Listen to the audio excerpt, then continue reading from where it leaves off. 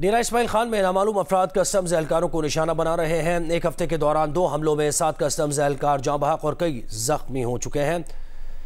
डेरा इस्माइल खान में नामालूम अफराद कस्टम्स एहलकारों को निशाना बना रहे हैं। एक हफ्ते के दौरान 2 हमलों में 8 कस्टम्स एहलकार जाँ बहक और कई जख्मी हो चुके हैं। पुलिस के मुताबिक हफ्ते की रात कस्टम्स एहलकारों पर फायरिंग का वाक़या टोल प्लाजा के करीब पेश आया, जहां नाके पर गाड़ी में बैठे कस्टम्स एहलकारों पर नामालूम हमलावरों ने फायरिंग की और फरार हो गए। फायरिंग से 2 कस्टम्स एहलकार मौके पर ही जाँ बहक, जबकि 4 जख्मी हुए, जिन्हें DHQ अस्पताल मुंतकिल किया गया।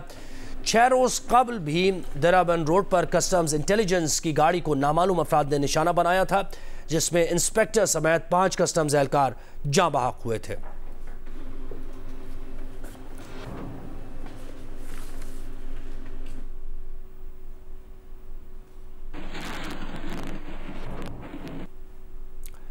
खैबर पख्तूनख्वा में स्मगलर्स के खिलाफ क्रैकडाउन के बाद दहशतगर्दों ने कस्टम्स एहलकारों को निशाना बनाना शुरू कर दिया है। 4 दिनों में कस्टम्स के 8 एहलकारों को शहीद किया गया है। जंग और द न्यूज़ में शाया होने वाली अरशद अजीज़ मलिक की रिपोर्ट के मुताबिक दहशतगर्दों और स्मगलर्स का गहरा गठजोड़ है और काला धन दहशतगर्दी की माली मुआवनत में इस्तेमाल होता है।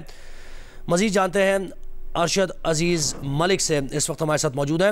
अरशद, बताइए, ये जो कार्रवाइयाँ की जा रही हैं उसके रद्दअमल में ये कुछ हो रहा है, तो इसको लेकर यानी जाने कैसे बचाई जाए कस्टम्स एहलकारों की, क्या सिक्योरिटी प्लान मुरतब किया गया है और कैसे इस मसले पर काबू पाया जाए, हिकमत अमली से मुताल्लिक़ बताइए। जी बिल्कुल, वज़ीर आज़म शहबाज शरीफ साहब की अहकामात की रोशनी में खैबर पख्तूनख्वा में स्मगलरों के खिलाफ क्रैकडाउन जारी है। अब इसमें सूरत हाल ऐसी है कि चूंकि ये सरकारी ज़राए तस्दीक करते हैं कि स्मगलर्स और दहशतगर्दों के दरमियान गहरे रवाबित हैं और उनका आपस में उनको ये जो फंडिंग वगैरह हो रही है वो भी उसी स्मगलिंग के पैसों से हो रही है। तो इस हवाले से जब स्मगलर्स पे क्रैकडाउन हुआ है तो उन्होंने कस्टम एहलकारों को निशाना बनाना शुरू कर दिया है।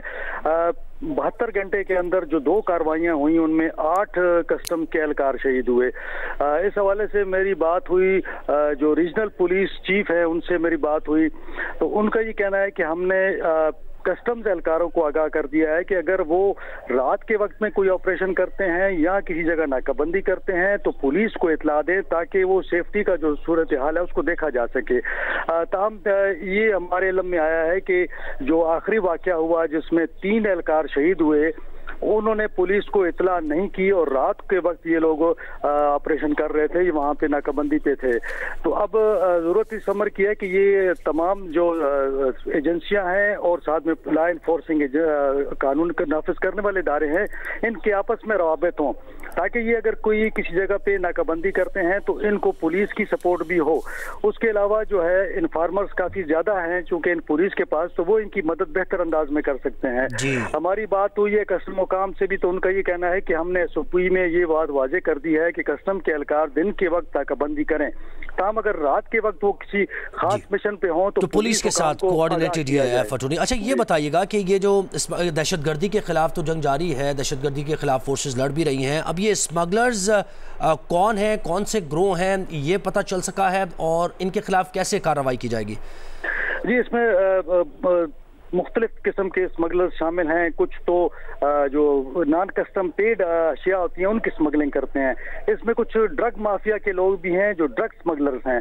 तो 2 किस्म की स्मगलिंग हो रही है यहाँ से, और जिस पर जितना ज़्यादा आप दबाव डाल रहे हैं तो वो चूंकि उनकी इसमें स्टेक्स हैं तो इसी वजह से वो रिएक्शन करते हैं। अब पुलिस का ये कहना है कि चूंकि वो साफ टारगेट कस्टम एहलकार हैं, क्योंकि अब इनके पास ना तो इनके पास जैकेट्स होती हैं, ना इनके पास कोई हेलमेट है, ना इनके पास कोई जदीद हथियार हैं, ना ही बुलेट प्रूफ गाड़ियां हैं। तो यकीनन जब किसी रोड पे रात के वक्त ये खड़े होते हैं तो इनको निशाना बनाना बड़ा आसान काम है।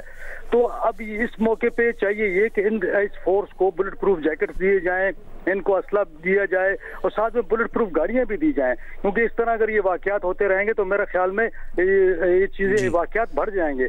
और आपको पता ही है जनूबी इजला में चूंकि ये चमन के तरफ से ज्यादातर जो स्मगलिंग हो रही है वो चमन बॉर्डर से आती है, फिर वो DI खान में दाखिल होती है, उसके बाद वो पाकिस्तान के दीगर इलाकों में जाती है। तो जब तक आप उसको इस जगह पे रोकेंगे नहीं ये चीज चलती रहेगी।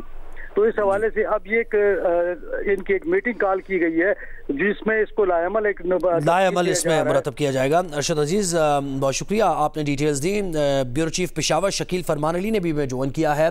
शकील कहिएगा, अब ये टू प्रॉन्ग, ये जो हिकमत अमली बनाई जाए ये मद्देनज़र रखते हुए कि स्मगलर्स और दहशतगर्दों का गठजोड़ है, इसको भी तोड़ना है, दोनों के खिलाफ कार्रवाई भी करनी है और सिक्योरिटी का भी प्लान, अगर कहीं रेड होता है तो उसको बैकअप पुलिस का हासिल हो, डे टाइम में की जाए, तो ये सब हिकमत अमली अब बनाई जा रही है हालात वाक़यात को देखते हुए। शकील फरमान अली से रबता मुनक़ता हुआ है, ब्यूरो चीफ जियो न्यूज़ पेशावर। खैबर पख्तूनख्वा में स्मगलर्स के ख़िलाफ़ क्रैकडाउन शुरू किया और उसके बाद दहशत गर्दों ने कस्टम्स एहलकारों को निशाना बनाना शुरू कर दिया। अब 4 दिनों में कस्टम्स के 8 एहलकारों को शहीद किया जा चुका है और जंग और द न्यूज़ में जो रिपोर्ट शाया हुई है अरशद अजीज़ मलिक की, जो कि हमारे साथ मौजूद भी थे, उस रिपोर्ट के मुताबिक ये दहशत गर्दों और स्मगलर्स का एक नेक्सस है, गहरा गठजोड़ है और इसमें काला धन भी इस्तेमाल हो गया। दहशत गर्दी की माली मुआवनत के लिए काला धन भी इस्तेमाल किया जा रहा है, तो थोड़ा कॉम्प्लेक्स ये मामला हो जाता है। शकील फरमानी ने हमें ज्वाइन कर लिया। शकील बताइएगा, इन हालात वाक़यात को मद्देनज़र रखते हुए और कार्रवाइयाँ भी जारी रखनी है, दहशत गर्दों के खिलाफ भी लड़ना है, स्मगलर्स को भी रोकना है, क्या हिकमत अमली बनाई जा रही है इस वक्त? देखें, खैबर पख्तूनख्वा पुलिस को जो है जो दहशतगर्दी के खिलाफ जंग में जो अब कार्रवाइयाँ कर रही हैं, तो उसमें शकील थोड़ा सा तवक्कुफ, एक अहम खबर है